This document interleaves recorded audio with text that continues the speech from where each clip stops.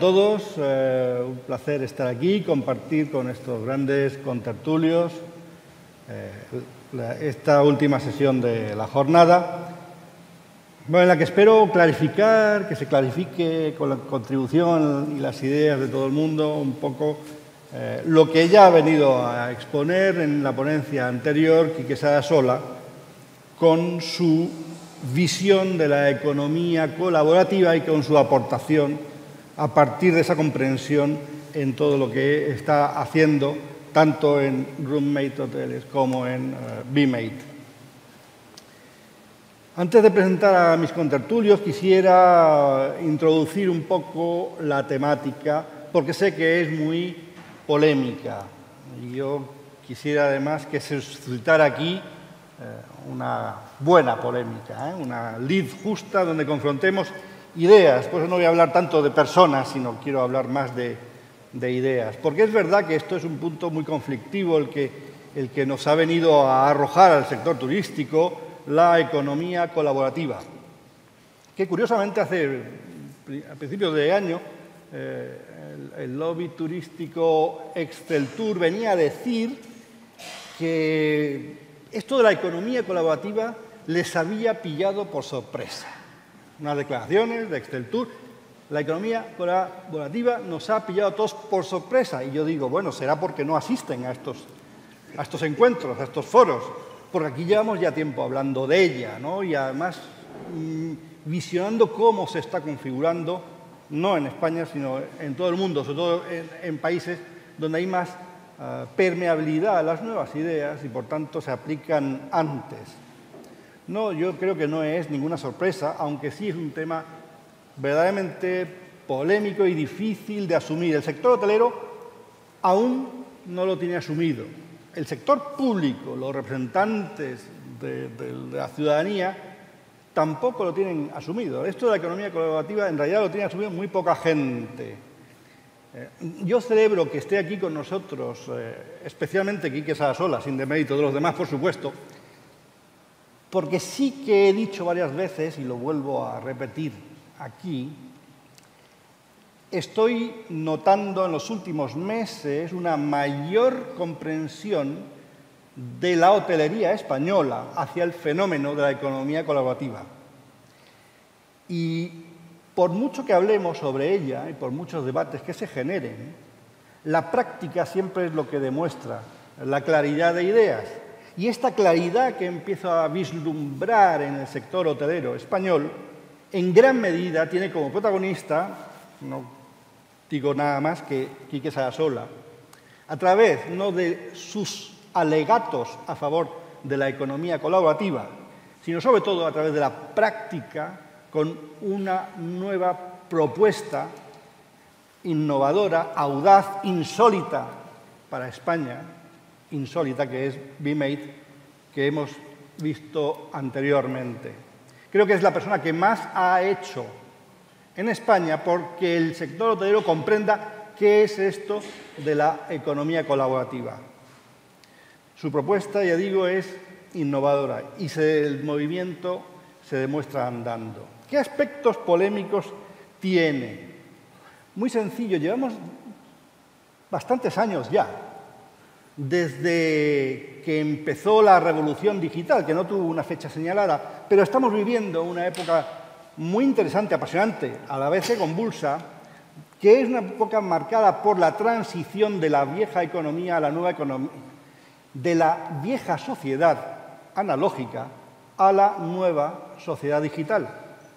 Y en esa transición hemos oído ya muchas veces que el usuario, el consumidor, empieza a tener el control, empieza a tener un papel, a asumir un papel protagonista. Hemos oído todos la palabra del consumer, ¿no? Pues ahora se está convirtiendo ese consumer en prosumer. Es decir, no solamente es consumidor, sino marca las pautas también de la producción. El prosumer es, al mismo tiempo que usuario, es también productor. Y esto revoluciona por completo todo lo que estaba sabido, conocido de la economía tradicional, en la cual las empresas tenían el rol preponderante. Las empresas, que eran conjuntos de personas o iniciativas tendentes a la fabricación de productos o servicios. Ahora son los propios consumidores, los propios usuarios, los que producen y, por lo tanto, los que se incorporan a ese protagonismo. Las empresas dejan de tener protagonismo único y lo comparten con las personas. Y toda la regulación, todas las normas estatutarias que tenía la economía tradicional en favor de la empresa, ahora se ven subvertidas por la nueva necesidad de tener de asumir el control que los usuarios, que los consumidores ya proponen, adoptan en el sistema. Lo hemos visto con otros sectores productivos. Ha empezado antes el tema con la música, los intangibles. La economía colaborativa ha irrumpido en los intangibles, en la música, en los libros, en el cine. ¿Quiénes se oponían a todo esto hoy o están desaparecidos o están en trance de desaparición? No ha habido manera de frenar la incorporación de los usuarios hechos productores al nuevo sistema. Porque lo que introduce la economía colaborativa es lo que muchos llaman la economía entre iguales, el P2P, entre pares, entre personas o empresas, para personas o empresas.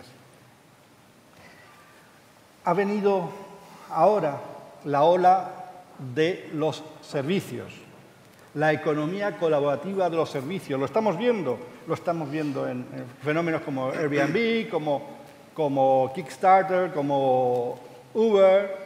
Estamos asistiendo a la irrupción de la economía colaborativa en los servicios. Y mañana vamos a ver cómo la economía colaborativa toca también el sector productivo, el sector industrial. Estamos en ciernes de la tercera revolución industrial. Todo el mundo ha oído hablar de ella y cómo ya los productos no se van a fabricar, sino se van a imprimir.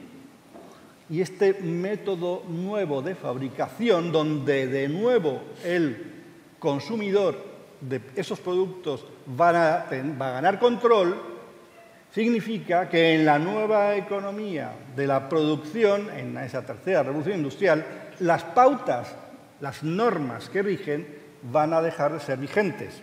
Por tanto, el tema es, como he dicho, muy polémico. Podemos hablar de muchas más cosas. Yo quiero recordar simplemente un artículo que ha publicado hace bien poco el embajador James Costos, embajador de Estados Unidos en España, en favor de la economía colaborativa, diciendo que España tiene que formar parte de la economía colaborativa, puede beneficiarse del crecimiento que supone la economía colaborativa para los Estados Unidos. 58 meses de crecimiento en Estados Unidos y la reducción del paro al 5,6% se explica en gran medida por la economía colaborativa y la inyección de creatividad en el sistema, de caos en el sistema. 80 millones de usuarios tiene hoy la economía colaborativa en los Estados Unidos. Los vaticinios para los próximos años es que la economía colaborativa genere, no en el mundo, en Estados Unidos, solamente 335.000 millones de dólares. La sustitución de los intermediarios turísticos por los nuevos conectores tecnológicos empieza a ser una realidad. Yo estuve hace unos meses participando en un grupo de trabajo con los máximos expertos mundiales no de la economía colaborativa, del turismo, en la Universidad de Cornell. Lo que se concluyó allí no me llenó de sorpresa, porque veníamos vaticinándolo, pero sí fue la demostración práctica de que Estados Unidos lleva la delantera en esto. Y lo que se demostró allí es que el sector, las empresas turísticas, los representantes del sector tradicional del turismo están perdiendo fuelle gracias a los nuevos conectores tecnológicos. Y no es descartable que en un horizonte de 10 a 20 años los empresarios turísticos sean sustituidos por los empresarios tecnológicos. Yo no veo en el panorama de futuro ni Marriott ni Booking. Y sí veo a Amazon y sí veo a Google. Y a Roommate.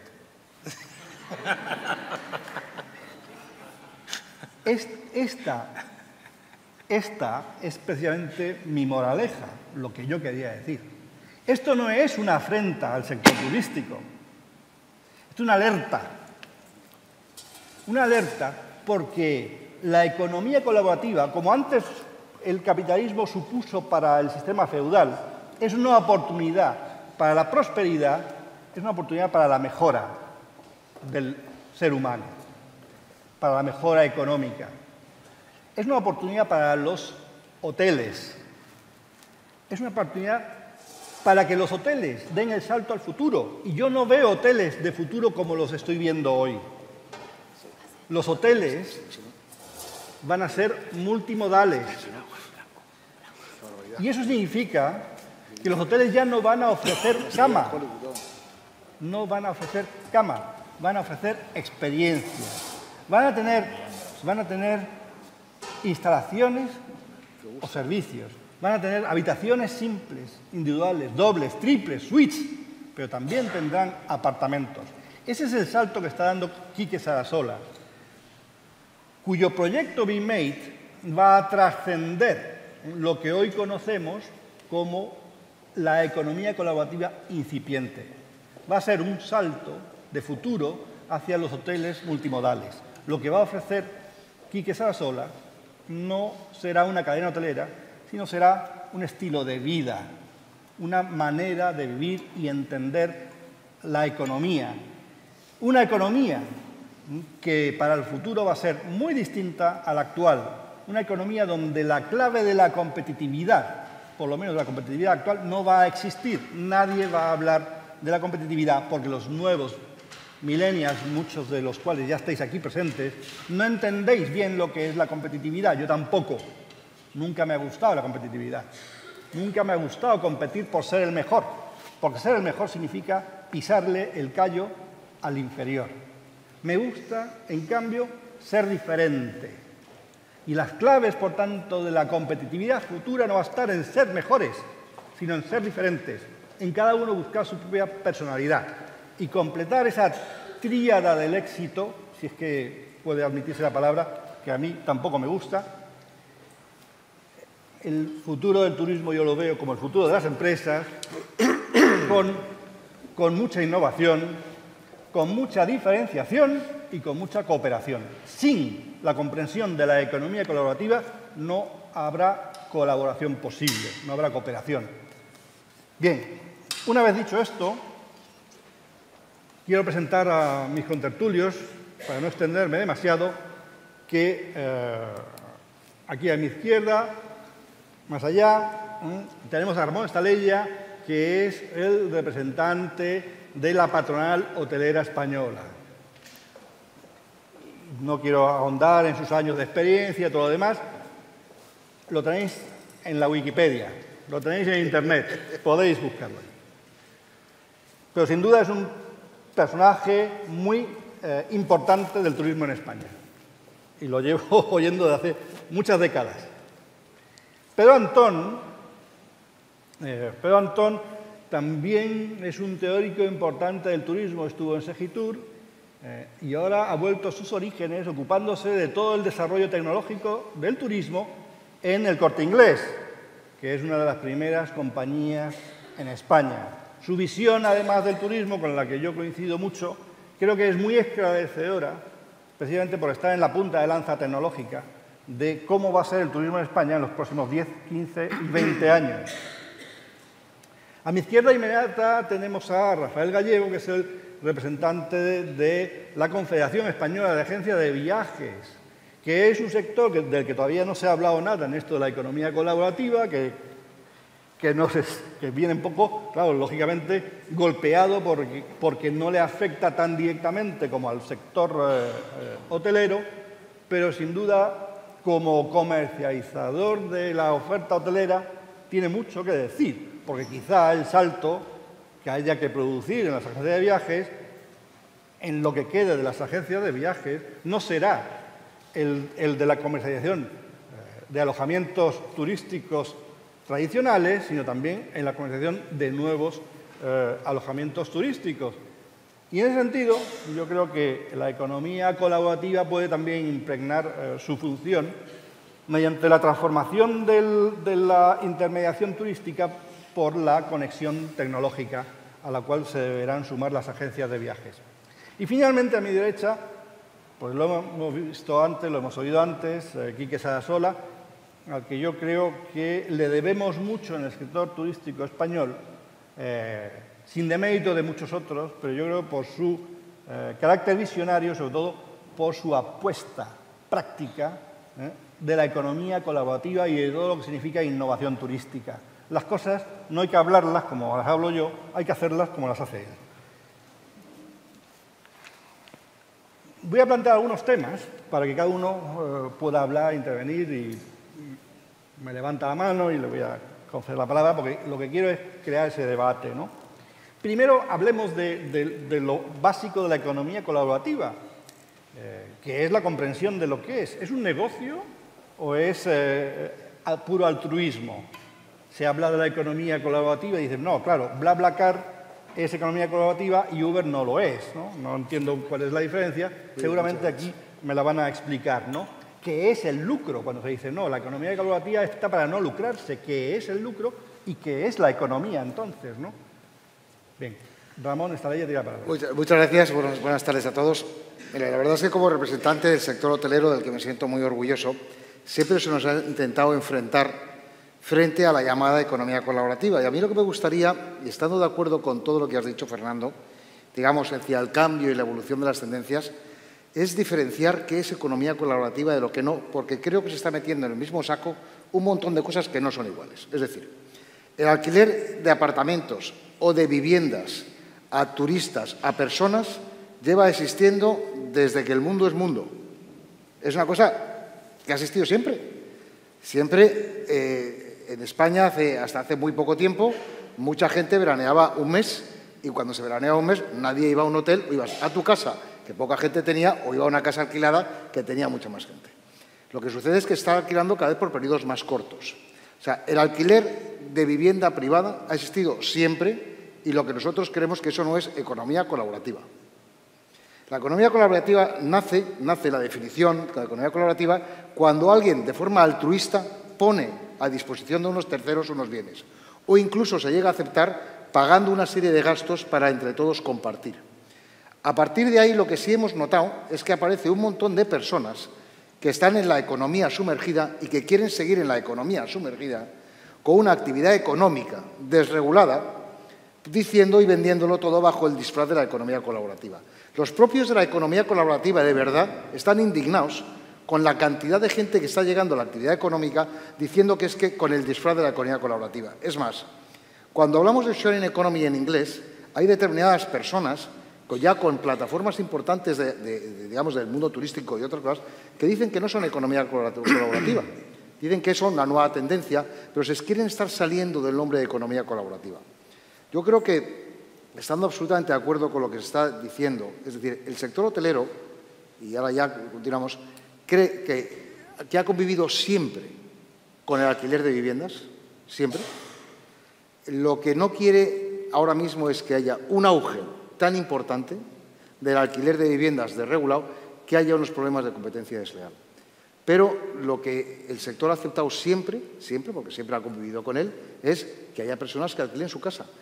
Lo que también no es normal, y ya termino con esto, es que cuando veamos las estadísticas de Frontour, que son los turistas extranjeros que vienen a nuestro país, este año de 65 millones de turistas, quiero que la sala sepa que 17 millones de extranjeros han venido a casas de familiares y amigos gratis este año. Yo no me creo que haya tantos holandeses o suecos con primos en España. O sea, que 17 millones de 65 hayan venido gratis, no es verdad. Lo que existe de verdad es una enorme economía sumergida. Y esa economía sumergida es mala para todos. Esa es mi definición. Bueno. Me toca a mí. No. Por ir orden. Bueno, mi visión es un poco más disruptiva, ¿no? Yo creo que lo que está pasando en el mercado es que la socialización de la tecnología, de la que hemos hablado esta mañana, está cambiando los modelos y todos los modelos tradicionales pues, les cuesta cambiar, ¿no? Concretamente, el turismo es un sector fuertemente regulado, ¿no? Desde que si estudiáis, bueno, muchos de vosotros aquí habéis estudiado turismo, porque esta mañana me consta por las preguntas que habéis hecho. Si estudiando la cadena de valor estaba muy bien dibujada para hace 20 años, ¿no? El producto, el mayorista, la agencia de viajes y el turista. Entonces, solo había una excepción en la cadena de valor hace 20 años que se permitía, que era el producto y el usuario. Es decir, solo se permitía saltar esta cadena de valor cuando el dueño del producto vendía directamente al usuario, ¿vale? ¿Qué pasa con la aparición de Internet? Pues que esto se socializa. ¿Quién va a comprar un billete a una agencia de viajes ya? Nadie. Así que llegan las agencias de viaje y cortan las primeras el grifo, las compañías aéreas cortan el grifo a las agencias de viaje. Y se inventan un rollo que hasta ahora nadie podía hacer. Nadie podía cobrar una comisión por vender un billete salvo una agencia de viajes. Pues nos inventamos el pago por clic. Así que se inventan una historia que es el pago por clic. Es muy importante mirar hacia atrás para ver lo que está pasando. Entonces, lo que ocurre es que el periodo de transición, la gestión del cambio es el reto. Es decir, esto no lo para nadie. ¿Cómo acallaron a la música todo esto del intercambio musical? Pues cuando las asociaciones de músicos dijeron, no, a nosotros páganos un dinero por cada memoria que se venda. Fin de la discusión, ya no hubo más discusiones. Es decir, dejaron de percibir ingresos por medio del intercambio de música, aparecieron plataformas nuevas y entre medias la gestión del cambio se soluciona con una tasa que se inventaron, que ahora compras un disco duro para grabar las películas de tus hijos y resulta que ese disco duro está grabado por si acaso grabo música. Este es el gran problema de la economía colaborativa, que para mí, y estoy un poco de acuerdo con Ramón, no es una economía colaborativa, es un cambio de paradigma. Quique nos ha estado contando millones de cosas donde él está viendo huecos, no es tecnólogo, a mí eso es que me sorprende, lo siento, Quique, yo esto esto de que no tenga ordenador lo llevo mal, ¿eh? El reto de la economía colaborativa, por concluir, para mí, y que es una cosa que quiero sacar a debate, es la gestión del cambio. ¿Qué pasa con estos taxistas que han pagado un pastón al Ayuntamiento de Córdoba por tener una licencia? Cuando ahora llega un señor que dice, no, yo alquilo mi coche. Vamos a dejar la palabra alquilo porque cuando se percibe una transacción monetaria, ahí vamos a dejarlo en alquilar, ¿vale? Aunque quizá no sea el término más apropiado. Y yo con esto... Bueno, no puedo desaprovechar la oportunidad para dar luz y sinceramente a cada foro que voy me toca aclarar. Primero, con todo mi respeto para los tecnócratas que se reunieron en la Universidad de Cromwell, me dijiste. De Cornell. De Cornell, bueno. Hoy somos el doble de agencias que había en 1998 y somos menos de las que seremos dentro de 20 años. Para ti también tengo. El 70%, no son datos míos, no me los invento, están ahí publicados, pueden entrar en la hemeroteca, salieron antes de ayer. 70% de los billetes aéreos, de los billetes de Iberia, lo venden las agencias de viajes españolas. El 80% de las de Air France los venden las agencias de viajes españolas. Vueling el 50%. El último dato de que las agencias es un cadáver que goza de buena salud es, en noviembre del año pasado, el gran paradigma del low cost, que es el señor O'Leary y Ryanair, firma con Amadeus, que es la principal central de reserva de las agencias de viajes. Dicho esto, no voy a seguir con la demagogia. Me voy a ir a mi experiencia que tengo con lo que hoy llaman el alquiler de vivienda, como dicen, solidarios, ¿no? Colaborativos. Hay negocios, sea como sea. Miren, yo desarrollo mi labor profesional de hace 27 años en la mitad en Gran Canaria, que es donde se descubrió todo esto. En Gran Canaria, por la estructura de su planta alojativa, 260.000 camas, 60%, entre 60 y 70 apartamentos, complejos de apartamentos. Nos quedamos aquí, donde la propiedad no era unipersonal, sino eran cooperativas, que en un momento determinado se lo daban a alquiler a los turoperadores. Pasa el tiempo, imagínense complejo de 33 apartamentos, un galot, donde cada apartamento es de un propietario, que se lo dan a alquilar a un turoperador. No reinvierten, con eso se pagaba la hipoteca, no reinvierten en mejorar la propiedad, pasa el tiempo, se abren nuevas zonas turísticas y los turoperadores ya no alquilan estos apartamentos. ¿Qué hacen? Pues allí surgen una serie de señores o señoras que se dedican, normalmente nacionalidad británica, fueron los primeros, a coger 3 apartamentos aquí, 4 allá, y lo iban colocando en tablones de anuncios en su momento. Estamos hablando de años 90, principios del siglo XXI. Y ya lo alquilaban fuera de lo que era, a turistas fuera de lo que era la oferta. ¿Cuándo llega el gran boom? ¿Cuándo llega?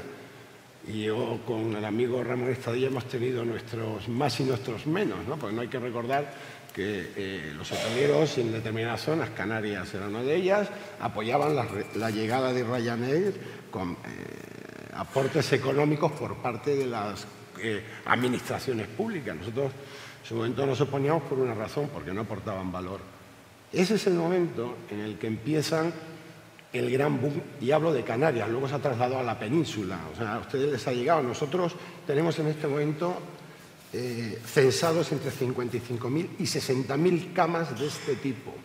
Eso supone entre 10.000 y 15.000 puestos de trabajo en el mercado negro, porque el servicio se lo hacen. ¿Qué pasa? Llega Ryanair, entran las nuevas tecnologías y estamos de acuerdo. Esto no es nuevo. Y esto surge, y probablemente la polémica que hoy tenemos en día con esta situación entre los hoteleros es por la crisis. Porque en Canarias, mientras no ha habido crisis, estaba todo el mundo callado, competían unos con otros. Llegó la crisis y se montó la guerra. Yo quiero felicitar a Quique Sarasola porque, evidentemente, de lo que era un caos ha conseguido hacer una oportunidad. Las agencias de viajes españolas, lo mismo que alquilamos turismo rural, lo mismo que alquilamos cualquier tipo de producto, no vamos a desaprovechar la ocasión, evidentemente, y los turoperadores de incluir en nuestras ofertas para la exportación, para esos turistas que traemos, todos aquellos establecimientos que reúnan unas condiciones. Y una condición tiene que ser que estén reglados. Y esto está bien para las agencias. Y por último, ya para terminar, porque además aquí estamos hablando también de una problemática entre empresarios.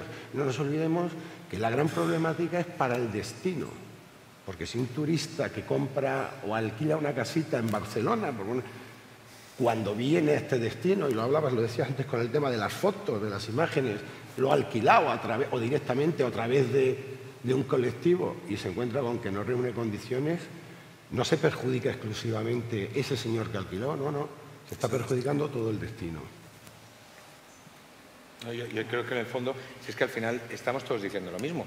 Lo que tú decías, yo tampoco me creo que tengamos 17 millones de primos y parientes que vengan de fuera. Entonces, ¿qué es? Economía sumergida. Ahora, ¿que vamos a dejar que se vayan a Roma porque tienen una legislación inteligente y les han puesto? No. Lo que hagamos es, entre todos, unas legislaciones inteligentes para que la agencia de viajes pueda venderlo y sigamos subiendo y creciendo. Estoy de acuerdo contigo. Estamos en un cambio, queramos o no queramos. Y el cambio lo que tenemos que hacer es adaptarnos lo más rápido posible a ello, porque hay otros países, otras ciudades que ya lo están haciendo y se están adaptando muy rápido. Y es que están aquí para quedarse. Sí, por continuar un poco, yo dejo que todo el mundo pida la palabra y intervenga, porque quiero dinamizar esto, que no sea yo... Que no vendemos los mismos aviones que antes, son distintos, con más valor, con más servicios. Hace 20 años... No, ahora cobramos incluso ahora pagan ustedes, vendemos el mismo avión. Antes vendíamos un 727 y hoy un Airbus 321, pero antes ustedes se podían sentar en la salida de emergencia sin pagar o llevan la maleta y ahora pagan. Pero posiblemente se ha desestructurado el precio del producto. El caso de las agencias de viaje, que parece que es un poco es un tema siempre de debate, ¿no? Con este mundo de Internet. Yo, doy fe de que no es lo mismo una agencia de viajes de hoy que una agencia de hace 20 años. Posiblemente una de las cosas que más hay que estudiar es cómo han cambiado las agencias de viaje con esto de Internet, porque es que todo el mundo se mete con las agencias de viaje, o entre comillas, ¿vale? O que son un poco como antiguas. No son antiguas ya, eran antiguas hace 20 años, ahora han cambiado mucho. Y nos estamos adaptando a los cambios, pues como el resto de los modelos de negocio. Te agradezco que hagas este tema porque hay hoteleros y me imagino que habrá otro tipo de proveedores. El cambio, donde verdaderamente ha habido un cambio en el sector, se ha producido en el intermediario del intermediario. Un ejemplo claro. Yo, cuando empecé hace 27 años, para vender un fin de semana en Roma, me iba a Mundicolor, que a todos les sonarán, y le compraba los billetes de avión a Mundicolor y el hotelito en Roma, le pagaba Mundicolor. Ahora ya no, eso se acabó. Les compro los billetes a Iberia, a la compañía que sea, y o bien a través de un consolidador de hoteles, o bien a la propia cadena, y le pago al señor italiano. Eso es como tú bien decías, el cliente viene con sus billetes y lo que quiere es que yo le garantice el hotel. Eso es lo que ha cambiado. Efectivamente, ha habido un cambio, y sí es cierto, nos hemos ido adaptando a las circunstancias.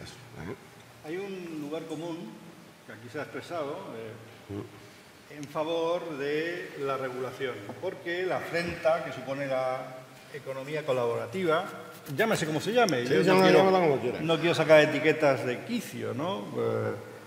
Aunque podemos entrar más en profundidad sobre el concepto del lucro, podemos hablar mucho más de economía colaborativa, pero bueno, la afrenta que supone para el sector hotelero, más que para agencias de viajes, yo creo que ha salido todavía indemne a esto, no del todo, pero bastante, la afrenta es el marco regulatorio. Es decir, lo que has explicado antes de economía sumergida. Y yo he dicho en innumerables ocasiones, te lo he dicho a ti esta mañana, hablando en los pasillos, ¿no? El problema no es la economía sumergida. La economía sumergida nunca es el problema. El problema es la economía emergida. Es decir, ¿qué es aquello que hace mal la economía emergida que condena a una parte de la economía a sumergirse? Y el problema siempre es el marco regulatorio. Y todo el mundo parece estar muy de acuerdo que regular es bueno. Pero claro, siempre discuto lo mismo. Que me digan qué es bueno de lo regulado, ¿no? ¿Qué es bueno? Porque la regulación no es buena a priori, ¿no? ¿A quién protege? Yo siempre he dicho a los diversos responsables turísticos de comunidades autónomas que a lo largo de los años me han citado algunas veces para ayudarles a confeccionar la ley de turismo. Digo, fantástico, porque la mejor ayuda es esta, y es no hacer ley de turismo, ¿no? Porque todavía nadie me dice qué es lo que aporta la ley de turismo. Nadie está diciendo qué es lo que aporta la regulación. Lo que dicen es, no voy a consentir, yo, hotelero, no voy a consentir que el privado alquile en mejores condiciones que yo mi espacio. Es una afrenta. Pero yo no oigo nunca al sector hotelero, en lugar de quejarse contra los alquiladores de casas privadas, quejarse contra la regulación. Sí, yo te agradezco porque es que has dado justamente, estoy tan completamente de acuerdo contigo, es que has dado justamente uno de los mayores problemas. Que no hayas oído quejarse contra la regulación no significa que no nos quejemos, a lo mejor hacemos mal, pero nos estamos quejando todos los días. Quique lo ha comentado, que para abrir un hotel en Madrid tiene que cumplir 380 normas, las cuales muchas de ellas son accesorias. Pero vamos a ver de dónde vienen esas normas. Esas normas vienen de dos principios. El primero, y no voy a meterme a hablar del Código Napoleónico y cosas que podría dar una lección aquí, que no es el tema, es porque la Administración considera que debe tutelar la vida. Hemos pasado a tener una Administración prohibicionista, ya no nos dejan ni fumar y cosas de esas, ahora tienen que ordenar nuestra vida y siempre dicen que es por presión de los consumidores, básicamente. Dice, no, hay que proteger al consumidor, con lo cual vamos a poner normas y esas normas las tienen que cumplir las empresas. Cuando esas normas, muchas de ellas que son absurdas o muchas de ellas son muy difíciles de cumplir y muchas incrementan en mucho el precio al final y nos encontramos que el propio consumidor no está pidiendo esas normas, sino que al contrario está pidiendo ir a sitios donde no existan esas normas, renunciando a ellas a cambio de una diferencia de precios, es cuando nosotros le decimos a los reguladores, ¿no os dais cuenta que no te está pidiendo esto? Un ejemplo breve. Nosotros tenemos 250 directivas comunitarias que afectan a nuestra actividad. Nosotros tenemos normativas de incendios, de sanidad, normativas, digamos, de todo tipo. Tenemos la última directiva comunitaria que nos afecta, que nos va a costar un fortunón al sector entero, es la información sobre productos alergénicos alérgenos. Todo aquel que sirve comidas al público tiene que informar sobre la composición de los alimentos. El 97% de empresas que sirven comidas son micropymes. No tienen capacidad el bar de la esquina de informar de todos los posibles alérgenos, con lo cual tiene que contratar a un consultor. Los consultores están forrando, lógicamente, y están frotando las manos. Entonces, lo pide el consumidor. Pero luego ese mismo consumidor es el que está exigiendo poder ir a una casa privada a que una chica te prepare una comida muy especial porque estoy viviendo dentro de una casa. Es decir, hay una contradicción. Y cuando hablamos de desregular, a mí me hace mucha gracia porque es lo que ha pedido Competencia en su blog. Nosotros ahora hay una consulta muy seria de la Comisión Nacional de Competencia sobre cómo se debe regular la economía colaborativa. Y claro, cuando nosotros vemos que Competencia lo que nos está diciendo, que lo que hay que hacer es desregular los sectores regulados, decimos, maravilloso.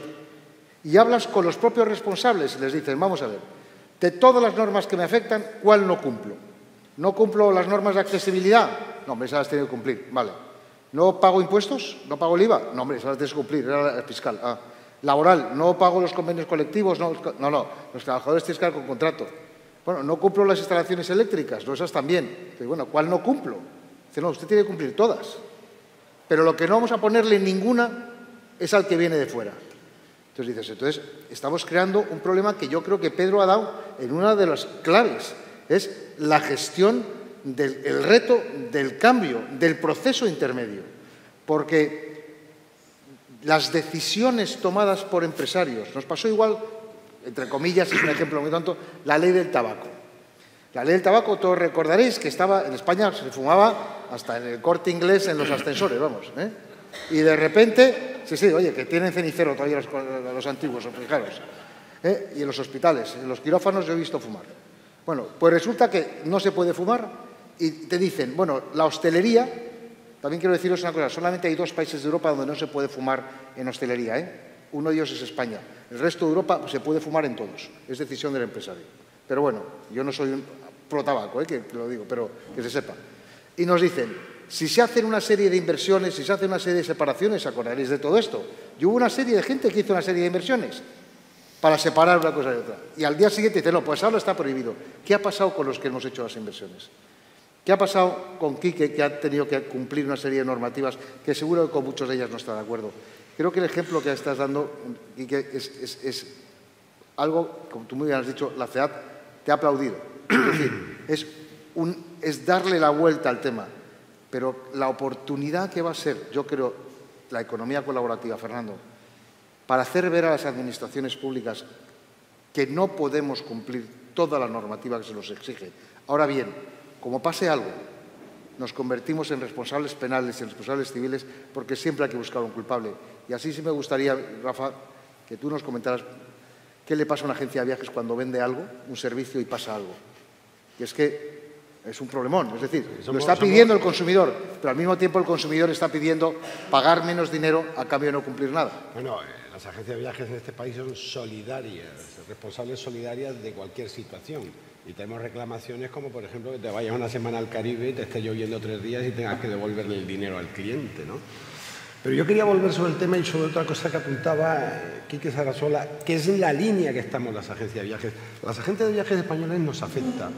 Nos afecta porque, por ejemplo, el 40% de los turistas, de los 60 millones de turistas que visitaron nuestro país, vinieron por agencias de viajes. O sea, bien por más que hayan sido congresos o simplemente por pequeños turoperadores españoles que están trayendo turistas, no es exclusivamente TUI, no son solamente exclusivamente los grandes turoperadores europeos, hay muchos agentes españoles. Entonces, nos afecta, porque como decía Quique, y cuando surgió este tema me preguntaban por este tema y decían, oye, hay que prohibirlo. Digo, no, porque si no le damos la posibilidad, y lo has dicho y lo has repetido hoy 2 o 3 veces, si no le damos la posibilidad a un turista que quiere viajar en esas condiciones, se va a ir a otro destino que se lo ofrezca, porque lo que está claro es que el turista que quiere un apartamento, una casa, como tú decías, viajar, es lo que quiere, coño, o sea, y le va a dar lo mismo venir a España que irse a Italia. Entonces, lo que sí ya tenemos que ponernos las pilas, teniendo en cuenta que eso está ahí, y como también decías, que no se va a ir, y la administración pública colaborando evidentemente con los empresarios, regularlo. Porque es que si no vamos a perder una gran oportunidad. Olvidémonos de economía que no existe, que es negocio puro y duro.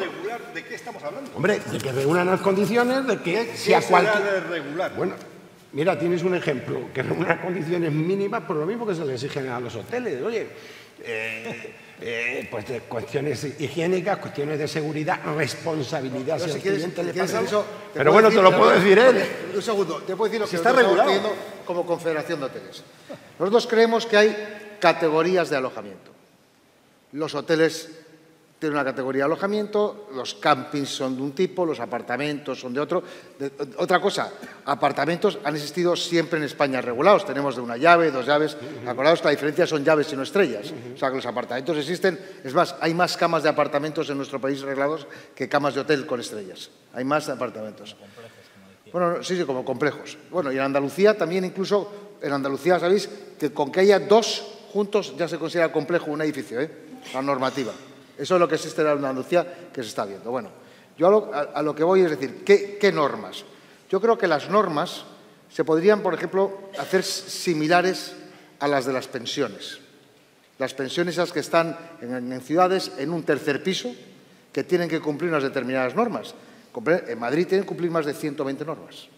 Y son pensiones, y son las pensiones de la señora María, que tiene la pensión con unas llaves con una serie de habitaciones. Bueno, pues podríamos hacer una cosa similar, pero básicamente, si dando garantías al cliente que se dice la verdad, que una de las cosas que ha dicho, que ya ha dicho Quique, que lo que va a dar mucha fuerza es el hecho de que lo que se garantice es verdad, ¿vale? Garantías al consumidor. El hecho de que sea fiscalmente transparente. Creo que es muy importante, que hay que aportar aquí, entonces tenemos que aportar. Que el trabajo que se genere sea un trabajo legal. Como comentábamos antes, ha habido una persona que en este país que ha cogido una determinada ciudad de España 400 apartamentos. Tiene 400 apartamentos operativos con 0 trabajadores. Se limpian solos, dice él que lo limpian los turistas. O sea, nadie se lo cree. No se declara nada. Es decir, eso es economía sumergida, eso tenemos que acabar entre todos contra eso. Después ya, ¿qué condiciones tenemos que darles ya dentro? ¿Qué condiciones tenemos que darles a las plataformas? La responsabilidad de que si en algún sitio tienen la obligación de ser legales, solamente ir con los legales, no con los ilegales. Acaba de comprar Quique yo creo que es una empresa bastante modélica, que se llama Alterkeys. Alterkeys renunció en Barcelona a todos aquellos apartamentos que no eran legales. 3.500 renunciaron. 3.500, cosa que no han hecho otras plataformas. Y para ser legal en Barcelona no hace falta no es muy complicado de requisitos. Es decir, yo creo que es dar un paso. Ahora, que las condiciones sean iguales que los hoteles de seguridad, accesibilidad, es imposible. Yo creo que es imposible. Entonces, la propuesta es regularlo conforme a una pensión. Es decir, apartamentos, viviendas privadas, que tienen algunas de ellas, obviamente no todas, muchísimo más servicios, más lujo que hoteles, incluso de 5 estrellas. ¿Cierto? Pues esas se venderán mejor. Es un sinsentido. Regular un apartamento como una pensión cuando tiene más categoría que un hotel. Con unos mínimos. Es decir, yo creo que tiene que tener unos mínimos y luego transparencia e información. Pero perdona que te interrumpa porque siempre es algo recurrente. Cuando se habla de regular, ¿de qué estamos hablando? Regular, por ejemplo, la seguridad del edificio, la seguridad del apartamento. Es decir, ¿me estás diciendo que los apartamentos en los que todos vivimos son inseguros? No. No cumplen el código técnico. En Canarias, te voy a contestar a eso y si queremos entrar en polémica, en Canarias una de las cosas que han pedido es que tengan cédula de habitabilidad. Y se les ha echado la gente a la calle, porque muchas de las viviendas son de autoconstrucción y no cumplen nada. Y son ilegales, construcción ilegal. Y esas son las que se quieren alquilar a los turistas en la playa. Y entonces, ¿a qué ha pedido el consejero de turismo o viceconsejero Ricardo? Ha dicho, oiga, que tengan cédula de habitabilidad. Y han dicho, no, que no. Eso es una exigencia incumplible. Vamos a ver. Eso no lo tiene que determinar el consejero de turismo, sino el consejero de vivienda. Bueno, pero como pasan a ser turísticas, dejan de ser competencia de vivienda para ser competencia turística. Aquí es donde estamos con el problema de las competencias. Esta mañana lo hemos oído, todos somos turistas y todos somos residentes. No, pero explíquese a las Es autoridades. que estamos hablando siempre con esquemas de la economía tradicional, de esa separación entre el productor y el consumidor. Tú dices, ¿las viviendas en las que vivimos son seguras? Claro, y tenemos un seguro que nos cubre a nosotros. ¿Cuál es la diferencia? La diferencia es que esa vivienda, cuando lo utiliza un turista, la utiliza durante todo el año y necesita que cualquier situación que se produzca... El ejemplo más claro es cuando te subes en la guagua en el bus municipal.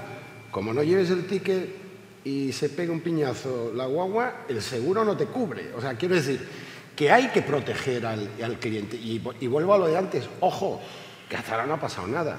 Pero el día que pase algo en una de estas viviendas que han venido alquiladas a través de un portal que no tiene nombre, con un turista, salimos en todos los papeles, ¿eh?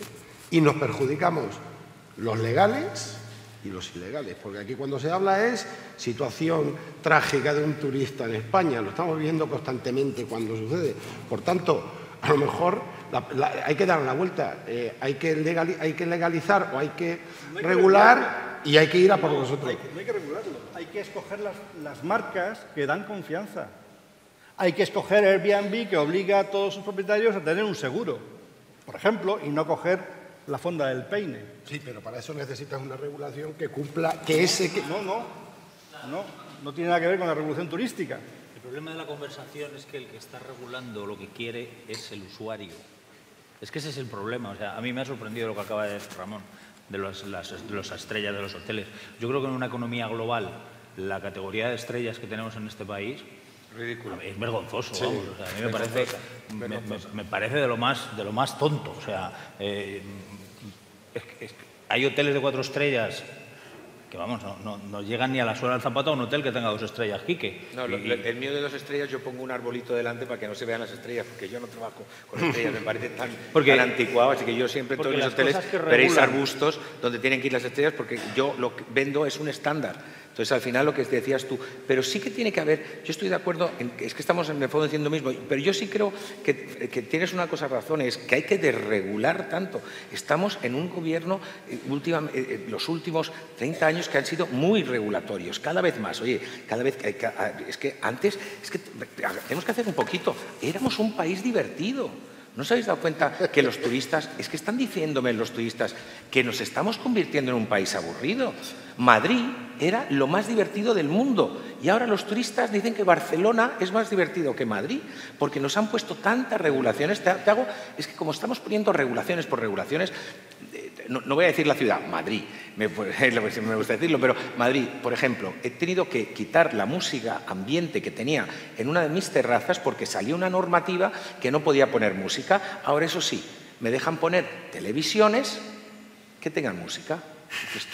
Vamos a ver, es que es todo. En Barcelona también de repente salen con unas normativas que es que basta de regular. Nosotros desde la Asociación Hotelera y también desde la Asociación tenemos que decir, oigan, señores, primero que todo, el mercado ya ahora nos están regulando los clientes, primero, que antes no. Yo entiendo que antes teníamos que proteger al turista, que venía y que no le engañaran que iba a ir a un apartamentazo a primera línea de costa y le traían una chabola.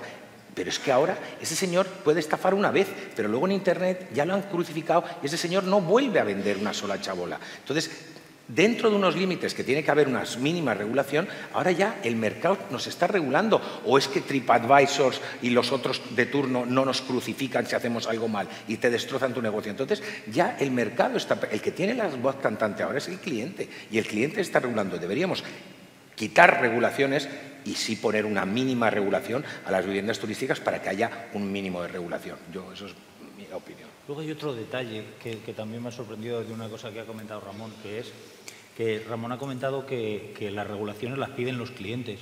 Y eso es mentira. Las regulaciones las piden las empresas para poner barreras de entrada a la competencia. Entonces, el problema es que ahora se está dando la vuelta a la tortilla. O sea, tú empezabas a regular y a regular y a regular y lo que estabas haciendo era poner más barreras de entrada, por tanto, el mercado era más tuyo, lo tenías más controlado. quizá por cambiar, si quieres, de economía colaborativa el mundo turístico, podemos ir a los taxis. O sea, todas las barreras de entrada que pones para poner un taxi, ¿para qué es? Pues para que no haya competencia. Entonces, ¿ahora qué pasa? El mundo está cambiando y ya las barreras de entrada las tenemos que eliminar. Tenemos que eliminar esas barreras de entrada porque el mundo no quiere barreras de entrada. Pero claro, el paradigma es que esas barreras de entrada son las que ha puesto el lobby. Entonces, claro, en el momento que el lobby necesita quitar las barreras de entrada, tenemos un problemón. No te lo acepto de ninguna forma. Yo llevo solamente 20 años, aunque dices que llevo muchas décadas, llevo 20 años, tampoco tengo mucho tiempo más para estar defendiendo los intereses del sector. Entonces, chicos, no sé, los defiendo en España y soy el vicepresidente de la Europea. Entonces, algo de esto llevo en todos los días, ¿no? Yo no he visto todavía a nadie pedir una norma y un lobby para poner una barrera de entrada a nadie. Entre otras cosas, solamente sucede en los oligopolios. Y si aquí hay economistas, lo saben. Cuando está absolutamente fragmentada la oferta, no se produce la petición de barreras de entrada. Entonces, es decir, cuando nosotros estamos discutiendo con la Administración las razones del por qué no se debe poner más normas, tanto a nivel local como nacional, y nosotros estamos permanentemente sufriendo regulaciones y regulaciones nuevas y oponiéndonos a ella, yo todavía no he visto a nadie pedir una legislación de vamos a ponernos un IVA, no he visto a nadie decir vamos a cambiar y a endurecer la protección contra incendios, vamos a poner una legislación que pongamos un vigilante en todas las piscinas, hasta en el Oscar, porque tiene 4 metros cuadrados de piscina, vamos a poner... No lo he visto todavía. Peor que eso. Sí lo has visto. Lo has visto en Barcelona cuando se gestó las Olimpiadas. El lobby hotelero hizo un estudio de necesidades de mercado, se llamaba así, todo el mundo lo emplea ahora, necesidades de mercado. Y planteaban el número de camas que debía tener Barcelona, ni una más. Y algunos de los proyectos que estaban presentados fueron invalidados en la famosa comisión. En el año 92 no estaba yo, Bueno, entonces, pero tengo la culpa de casi todas las cosas que pasan, pero te garantizo que tenemos. De eso, el año 92, yo no he visto las moratorias que se han pedido en Baleares, he visto las moratorias, aquí tenemos un representante del turismo balear, he visto la moratoria de Lanzarote, he visto la polémica que existe entre Gran Canaria y Tenerife en este momento por las camas, pero es por otra cosa, es por las camas, pero realmente en eso es en cuanto el número es intentar limitar la oferta, ¿vale? Pero en cuanto digo las normativas de operaciones, esas normativas que son la normativa que causa problemas de costes, yo sinceramente no he visto todavía a nadie exigir una normativa de este tipo. Sí las he visto a lobbies, y voy a poner un ejemplo. Hace poco, hace un año, nos hemos enfrentado a un problema muy serio en Bruselas porque han aparecido los fabricantes de sprinklers. Sprinklers son rociadores de agua, esos que hay en los techos.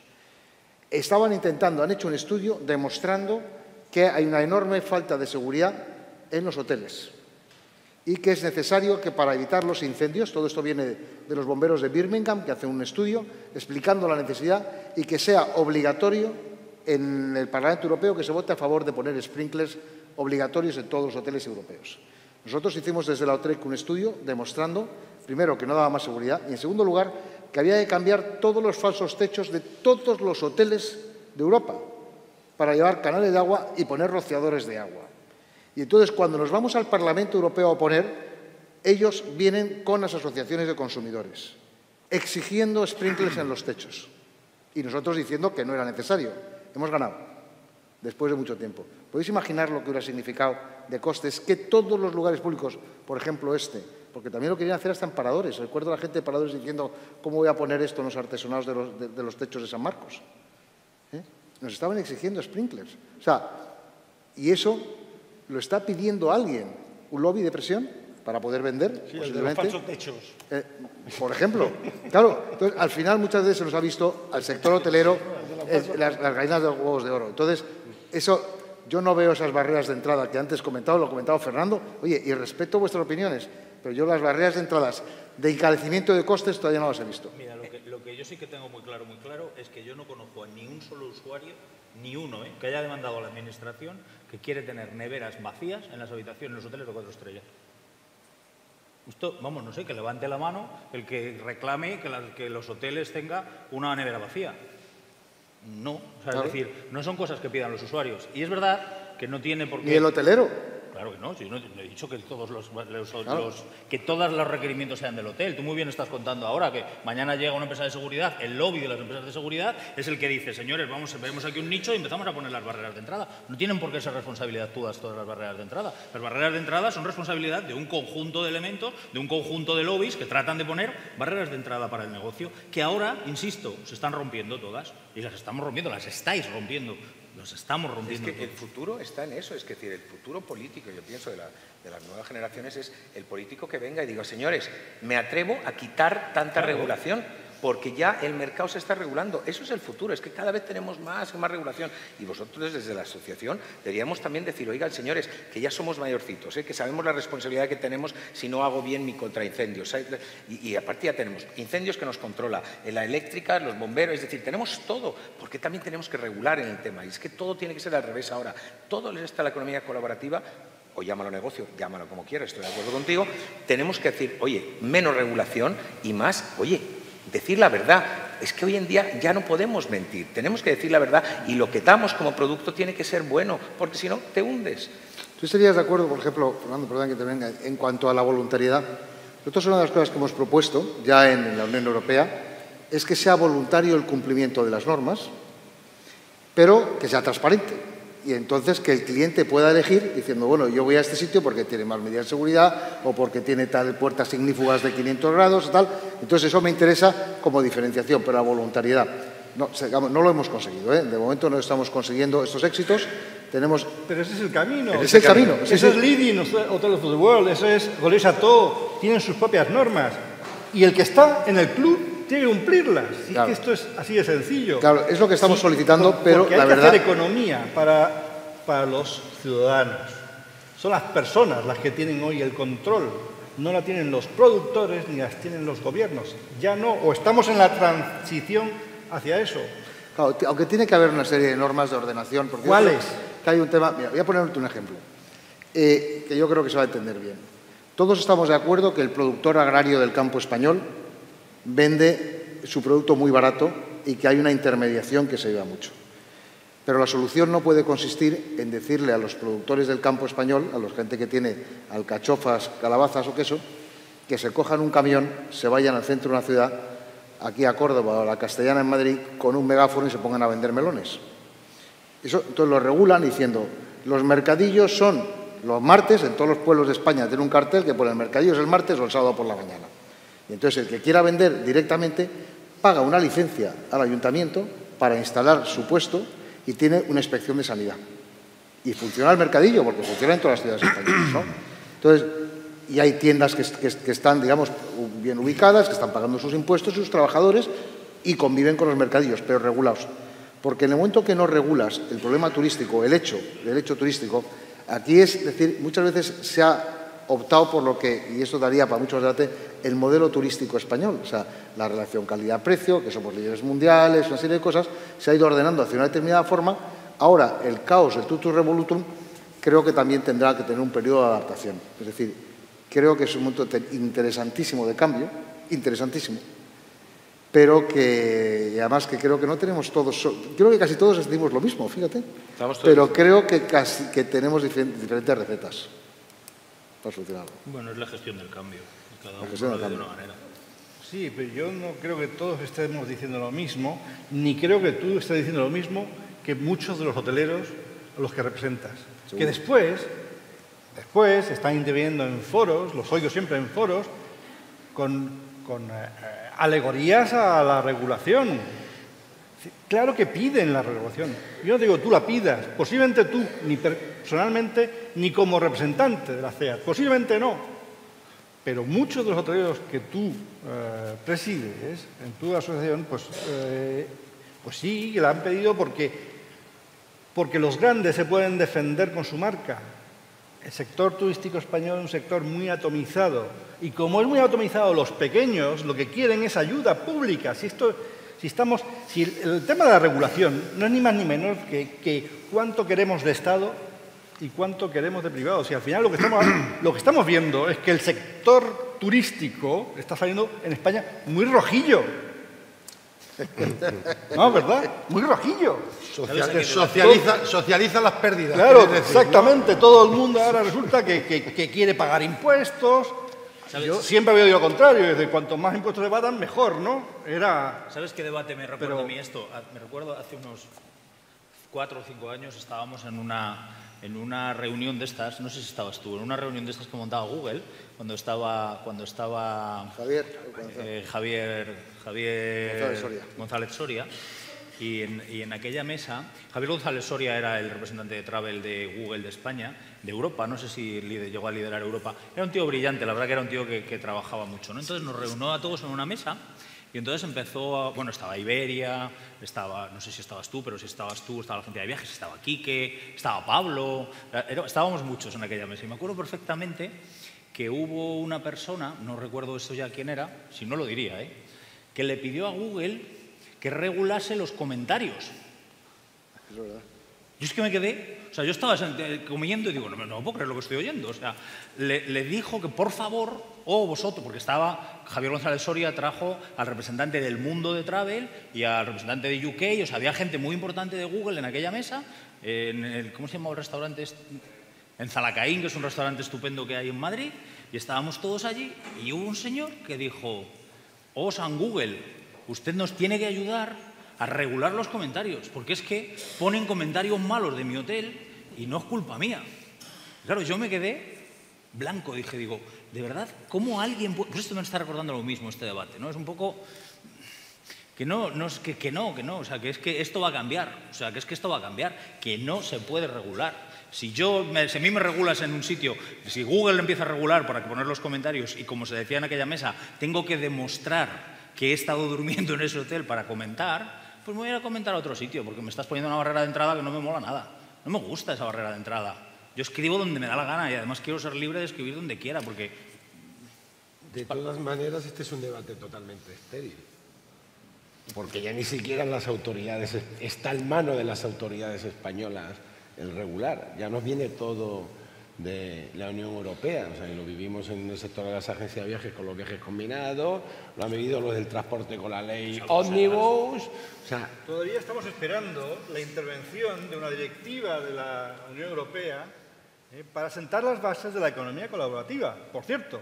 Porque el gobierno español, que decimos sí, ya es Bruselas quien nos gobierna, bueno, hay una parte todavía que conserva el gobierno español que introdujo una maldad en una ley que funcionaba perfectamente hasta ahora, como era la ley de arrendamientos urbanos. Introdujo una maldad en su articulado diciendo, no, todo alquiler de vivienda privada que sea comercializado a través de un portal turístico, con estas palabras, sale de la ley y pasa a categoría turística y serán las comunidades autónomas las que tengan la facultad de regularlo. Es una maldad, es una ley que ha funcionado perfectamente. ¿Por qué? Porque en ese ánimo tan rojillo que detecto en la sociedad, de siempre de pedir la participación y, en el fondo, la subvención del Estado en sus distintos círculos, lo que pretende con eso es conseguir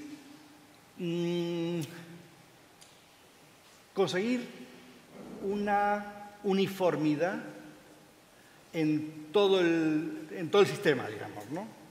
Lo que se quiere es que nadie se mueva, nadie tenga atribuciones para manejar sus relaciones económicas más allá de lo que es el sistema garantista del Estado, ¿no?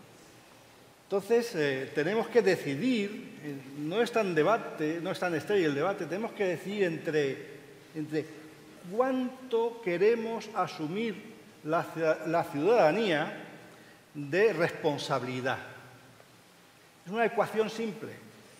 Si no asumimos la responsabilidad, será el Estado quien la asuma. Lo que ocurre es que ahora, la economía digital, propiciada además por un escenario de creación, de innovación, que es muy anglosajón, que son los que hoy están inventando. No inventamos aquí y tampoco inventan mucho menos los chinos. Lo que estamos haciendo es reinterpretar ese ánimo anglosajón de asumir las propias responsabilidades. La figura que funcionaba muy bien, que quería decir antes, es la de la alegalidad. Y todo el mundo ha confundido la ilegalidad con la alegalidad. Y no hay nada mejor que la alegalidad. Lo mejor no es ser legal, tampoco es ser ilegal. Lo mejor es ser alegal. Es decir, que haya una conciencia de una cultura de uso, de consumo y de responsabilidad personal que repercuta en el ente social. Bueno, Fernando, pero yo déjame creo que le conteste, pero eso es porque, Fernando, tú estás viviendo mucho en Estados Unidos. Claro, Entonces, claro. Porque escucha, en Estados Unidos, por ejemplo, mis amigos que alquilan casas en las otras plataformas, todos, aunque sean que no están legales o no tienen la licencia, pagan sus impuestos. Tú pregúntales aquí a la gente que no tiene licencia si están pagando sus impuestos. Entonces, también estoy de acuerdo contigo, eso sería un mundo ideal, pero que no es real. Entonces, lo que yo prefiero aquí, que sí que, estoy de acuerdo contigo, hay que desregular y todo eso estamos de acuerdo, pero sí que hay que hacer que sean legales, porque es que lo están pidiendo ellos mismos, lo están pidiendo las viviendas físicas. No, yo quiero tener la licencia. En Barcelona están encantados con pagando la licencia. Sí, es que es así. Es decir, tienen también que existir unas reglas del juego. En la actividad económica tienen que existir unas reglas del juego. Cuando la primera vez que yo visité Dubái, me dijeron que lo bueno de Dubái es que no existían leyes. No se pagan impuestos, efectivamente, no hay políticos, no hay elecciones, no hay nada, está en la finca de un señor. Y me dijeron que había solamente un tema, hay unas leyes, digamos, un tema de justicia y código penal, código de circulación, pero poco más, ¿eh? No hay código de edificación, no hay esa cada uno. Entonces, decían que lo bueno era la no existencia de leyes. Se ha demostrado que la existencia de leyes, si son bien hechas y proporcionadas, digamos, pueden hacer que la sociedad funcione en una determinada dirección, que es buena, ¿no? Yo creo que estamos en un momento nuevo. Yo creo que has hecho muy bien, Fernando, en la introducción, cuando has comentado en que pasan a ser, digamos, informaciones que vienen ya entre dos iguales, en peer-to-peer, que a mí me parece la mejor definición. Creo que eso sí es economía colaborativa, pero yo creo que cuando aparecen plataformas, la de Quique, que no ir más lejos, eso no es una economía colaborativa, eso es un negocio en el que el señor Enrique Sarasola va a jugarse las pestañas con una serie de socios que se van a jugar dinero porque creen, y yo creo que hay una enorme capacidad de negocio, que va a ir muy bien y gracias a su inversión y a su riesgo van a tener una empresa que vale dinero. Y entonces eso no es economía colaborativa. Entonces, la verdad es que yo creo que es una de las conclusiones que sacáramos, Rafa, para no esterilidad, es decir, oye, creemos que es bueno separar lo que es la economía colaborativa de la actividad económica de verdad. Esto se puede ver como una categoría nueva, esta categoría nueva, con unas normas. Pues ya nos tendremos que poner de acuerdo en los detalles. Y yo creo que es lo que está pasando en este momento ya en muchos países de Europa. Nosotros, cuando nos están pidiendo mucha información en Europa, Sudamérica, Asia, nos está pidiendo mucho Estados Unidos. En Estados Unidos hay un problema, San Francisco ha regulado completamente distinto que Nueva York. Nueva York completamente distinto que Los Ángeles. Y fíjate que Los Ángeles y San Francisco, que no tienen nada que ver uno con otro, y está Airbnb, está ahí, y es su fuente. Y no ha conseguido que se regule igual en Santa Mónica que en Sacramento. Entonces, ellos están con un problema muy serio. Sí, pero vamos todos hacia la desregularización tan grande del Estado. Eso yo creo que es el futuro y la gente lo tiene que empezar a asumir las generaciones. Es que independientemente de lo que ella decía antes, no sé si me he expresado bien, independientemente de la cultura anglosajona, que permite eso, que la cultura anglosajona no tiene leyes, bueno, prácticamente, buscan no tener leyes, buscan más la legalidad y más la jurisprudencia, que aquí nosotros, que nos reímos de la jurisprudencia, y perseguimos la legalidad, ¿no?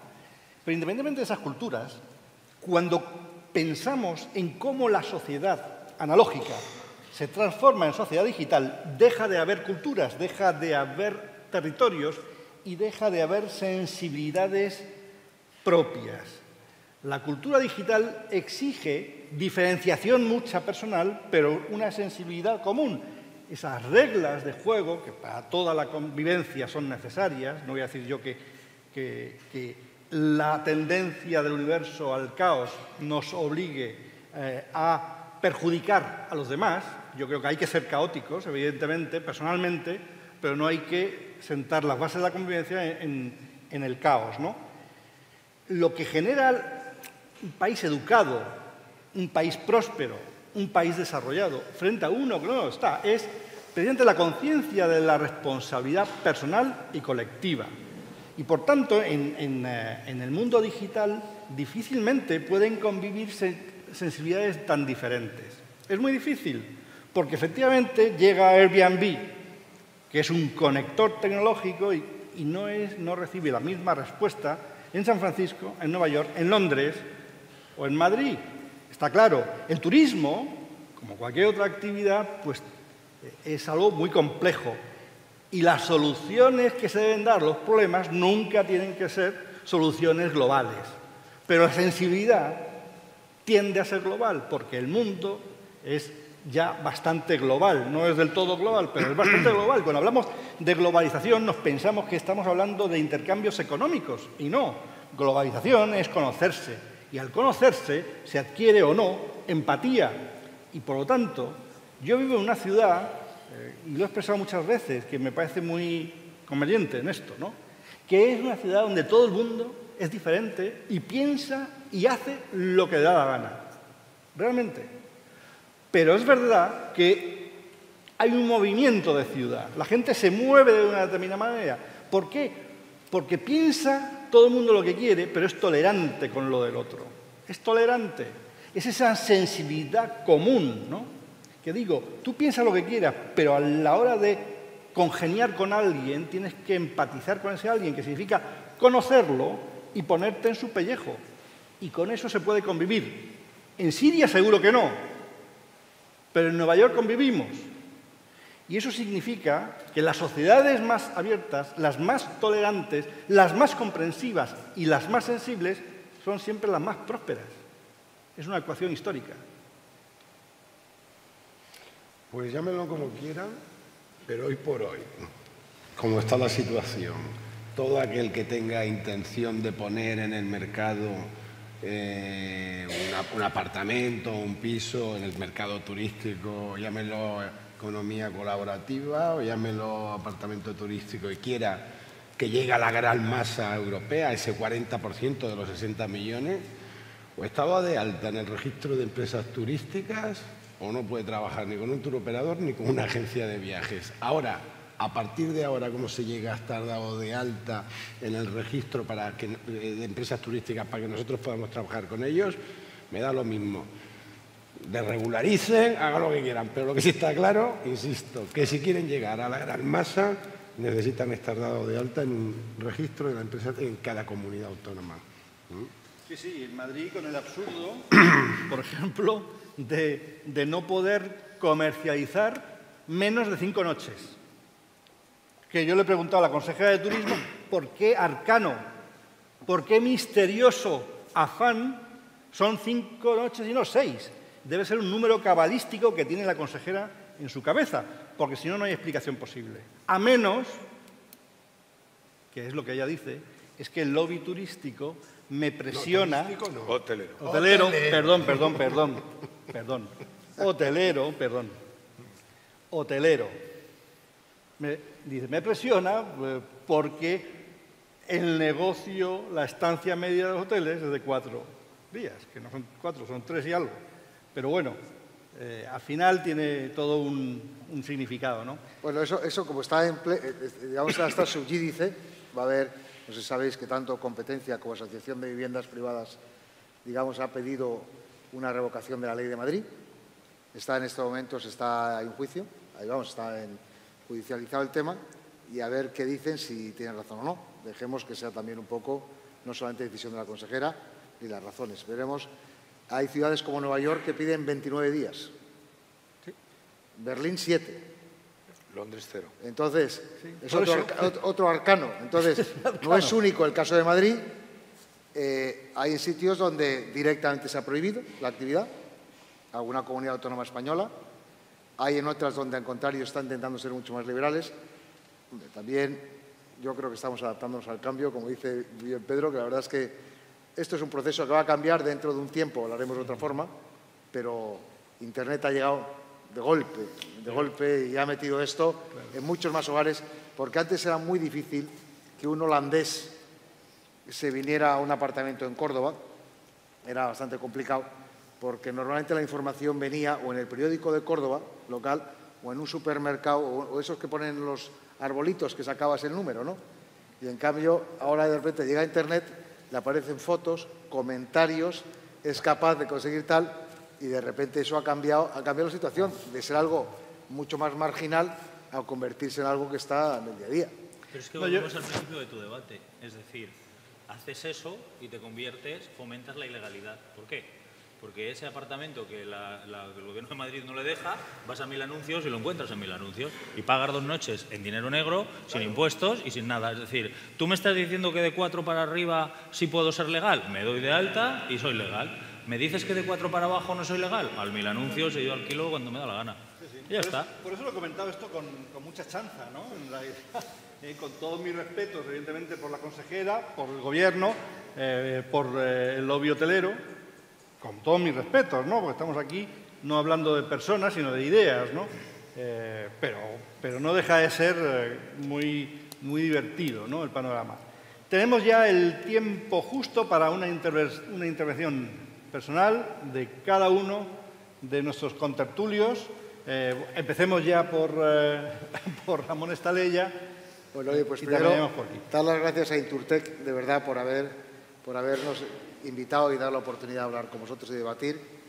Creo que, bueno, la verdad es que, Fernando, el ver aquí las personas que estaban sentadas, que yo creo que son todas personas muy relevantes dentro del sector turístico español y muy significativas en sus sectores, y ojalá haya quedado un poco la idea de que realmente no son los grandes contra los pequeños, como se nos ha visto algunas veces a los hoteleros, sino que nosotros defendemos un poco a todo el alojamiento, a todo, también a las pensiones, a los hostales, a los campings, a los balnearios.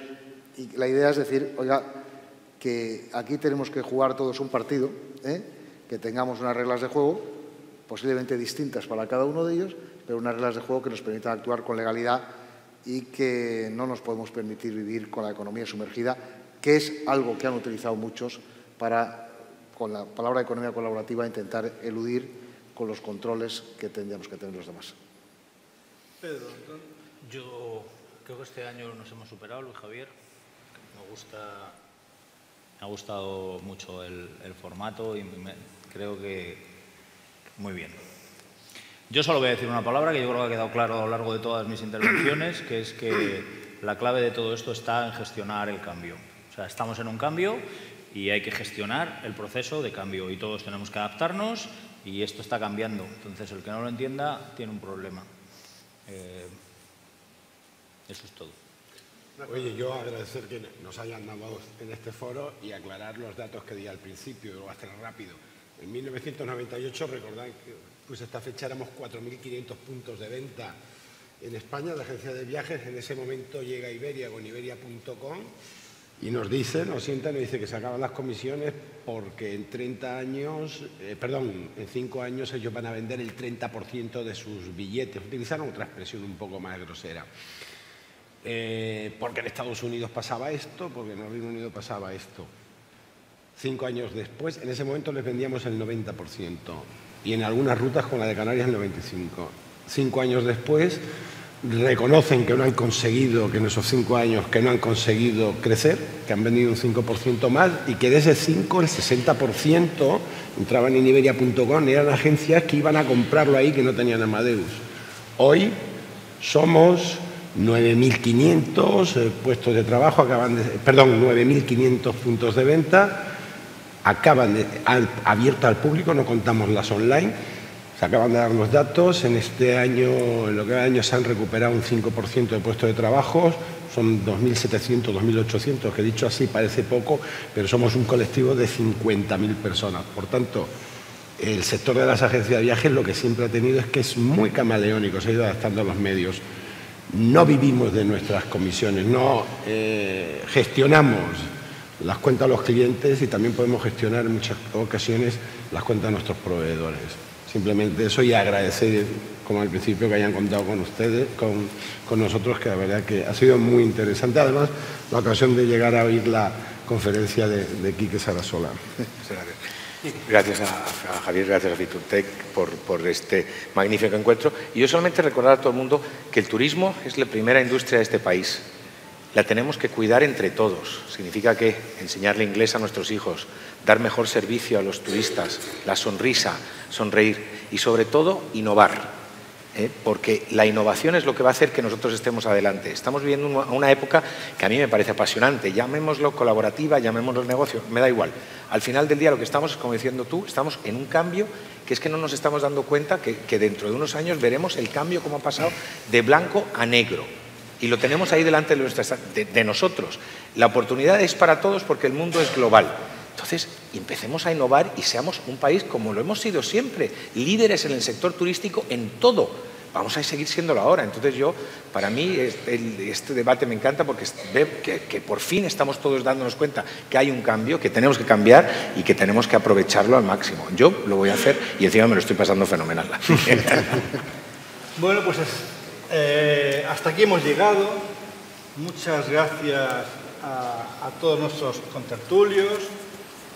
Efectivamente, son tiempos de cambio, siempre fueron tiempos de cambio y el desafío para ahora y los próximos años está en esa gestión de cambio que decía Pedro, ¿no? Yo lo que creo es que, de todas maneras, quienes van a gestionar este cambio no somos nosotros, o muy parcialmente, a pesar de la representatividad que cada uno tenga. Los verdaderos protagonistas del cambio no están aquí sentados, están sentados allí. Sí, claro. Son todos ustedes, los estoy viendo de lejos, algunos cerca. Son ustedes los protagonistas de este cambio. Son ustedes quienes van a gestionar este cambio.